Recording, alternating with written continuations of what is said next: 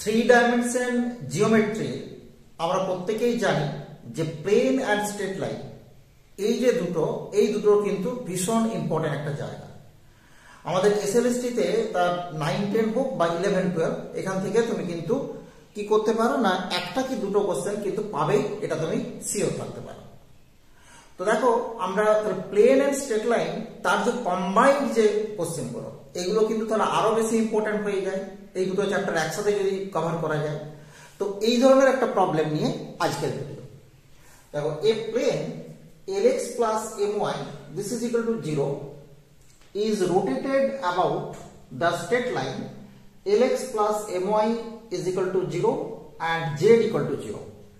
তো আমরা বুঝতেই পারছি যে এখানে কি আছে না, এখানে কিন্তু দুটো প্লেন দেওয়া আছে, একটা হচ্ছে lx plus my this is equal to 0 and z equal to 0। দুটো প্লেন যদি আমরা পাশাপাশি লিখি তার মানে কি দুটো প্লেনের ইন্টারসেকশনটা মিন করে। তো আমরা জানি কি দুটো প্লেনের ইন্টারসেকশন দুটো প্লেনের ইন্টারসেকশন অলওয়েজ কি হবে না, অলওয়েজ একটা স্ট্রেট লাইন রিপ্রেজেন্ট করবে। একটা স্ট্রেট লাইন হয়ে গেল দুটো প্লেন একটা স্ট্রেট লাইন। তো এই স্ট্রেট লাইনের থ্রু অ্যান অ্যাঙ্গেল আলফা অ্যাঙ্গেলে রোটেট করছে this plane through this straight line. Equation of the plane in the new position.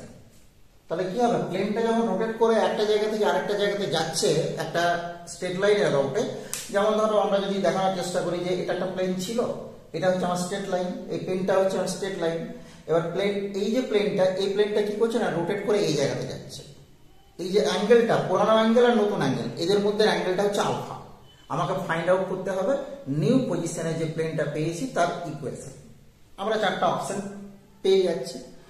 তো দেখো আমরা কিভাবে বার করব, আমরা কি জানি যে দুটো স্ট্রেট লাইনের ইন্টারসেকশন দিয়ে যে প্লেনটা যাবে তার ইকুয়েশন কি, তার ইকুয়েশন আমরা জানি lx plus my plus lambda z this is equal to 0 because কি না একটা প্লেন হচ্ছে lx plus my equal to 0 আর আরেকটা হচ্ছে z equal to 0। তো এবার দেখো এই যে প্লেন এটাকে আমরা যদি 2 নম্বর নাম দিয়ে দিই আর এটাকে যেটা এবার ওল্ড পজিশনে ছিল 1 নম্বর নাম দিয়ে দিই, এই দুটো প্লেনের ভিতরকার অ্যাঙ্গেল হচ্ছে আমরা কত পেয়ে গেছি না, এই দুটো প্লেনের ভিতরকার অ্যাঙ্গেল হচ্ছে আলফা। তো এই যে দুটো প্লেন আমরা যদি ধরে নিই এই প্লেনটা হচ্ছে 1 নম্বর, এই প্লেনটা হচ্ছে 2 নম্বর, তো এই অ্যাঙ্গেলটা হচ্ছে আলফা।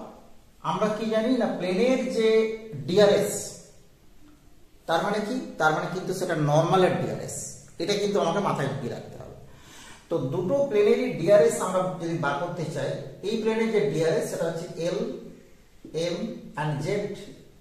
বিকজ কি না আমরা জানি যে ax plus by plus cz this is equal to d, এই যে প্লেন তার ডিআরএস কিন্তু abc, DRS means direction ratio DRS, and এই প্লেনের যে ডিআরএস সেটা কি না lm।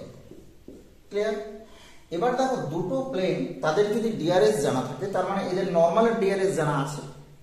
তো এই নরমাল গুলোর ভিতরে যে অ্যাঙ্গেল সেই অ্যাঙ্গেলও আলফা হবে যদি প্লেন দুটোর ভিতরের অ্যাঙ্গেল আলফা হয়।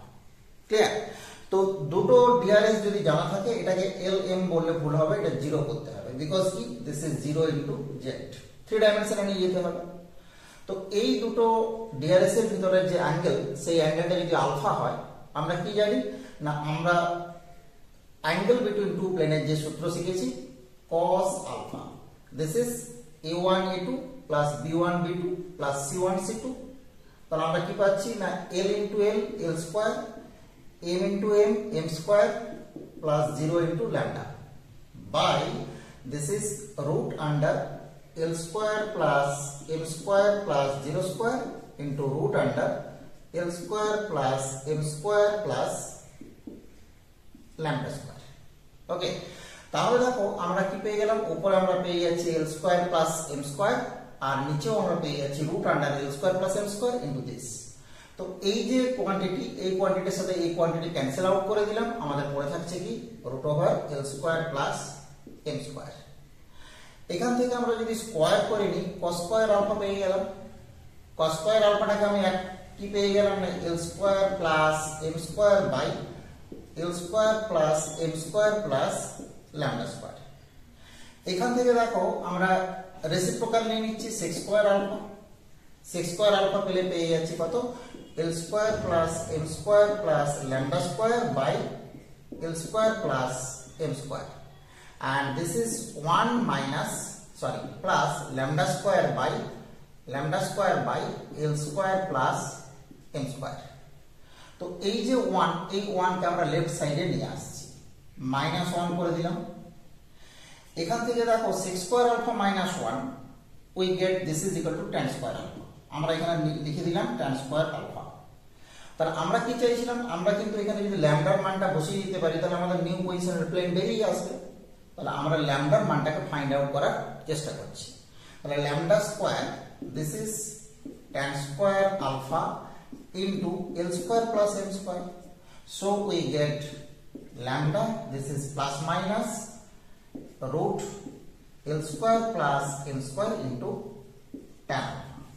ওকে, তো দেখো আমরা এই ল্যামডার মান যদি এখানে বসিয়ে দিই তাহলে কি পেয়ে যাচ্ছি, Lx plus my plus minus z তো আমাদের আছে, আর একটা এখান থেকে পেয়ে যাচ্ছি z into root L square plus m square into tan alpha, this is equal to 0, and this is our required plane in new position। তো আমরা দেখতেই পাচ্ছি আমাদের অপশন নাম্বার বি দেওয়া আছে, এটা হচ্ছে কারেক্ট অপশন হয়েছে। খুব easy problem, but interesting problem and important প্রবলেমও বটে তোমাদের কিন্তু এসএলএসটি পরীক্ষার জন্য। ওকে, থ্যাংক ইউ, দেখতে থাকো ম্যাথ A to Z।